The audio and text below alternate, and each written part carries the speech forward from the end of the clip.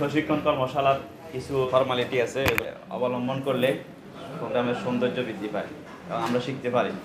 প্রশিক্ষণ কর্মশালাটা আমি কী জন্য আসছি, শেখার জন্য আসছি না। একদম প্রোগ্রামের শুরু থেকে শেষ পর্যন্ত এটা পুরো প্রোগ্রামটাই একটা শিক্ষা। এখানে আসা যাওয়া সব কিছুতে আপনার শিক্ষণীয় বিষয় থাকতে হবে।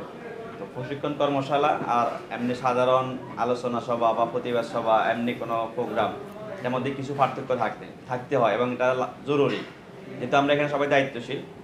প্রশিক্ষণ কর্মশালার অনুষ্ঠান সূচির মধ্যে সুন্দর হয়েছে, প্রথমে কোরআন তেলাওয়াত হয়েছে, ইসলামী সঙ্গীত হয়েছে, এরপরে হয় পরিচিতি। যারা উপস্থিত থাকেন দায়িত্বশীল, আপনাদের সবাই দাঁড়িয়ে পরিচিতি বলা, পরিচিতির মধ্যে নাম বলা, পদবি বলা, আর আমরা যেহেতু এখানে প্রবাসে আছি, আমাদের দেশের ঠিকানা অর্থাৎ শুধুমাত্র কোন জেলার এটা বলা।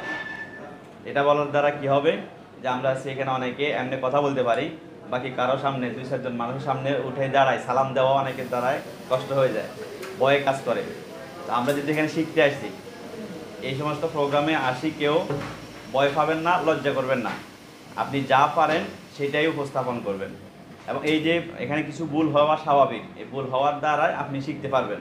এখন আপনি কোথাও কোনো কিছু বললেন না, আপনার ভিতরে জ্বালা পোড়া আছে, মানে জ্বলন কাজ করে, কিন্তু কোথাও বলতে পারেন না, তো এটা ভিতরে আপনারে কষ্ট দিবে। এই জন্য দাঁড়িয়ে সভাপতি সাহেবের উদ্বোধনী বক্তব্যের আগে পরিচিতি পর্ব রাখবেন।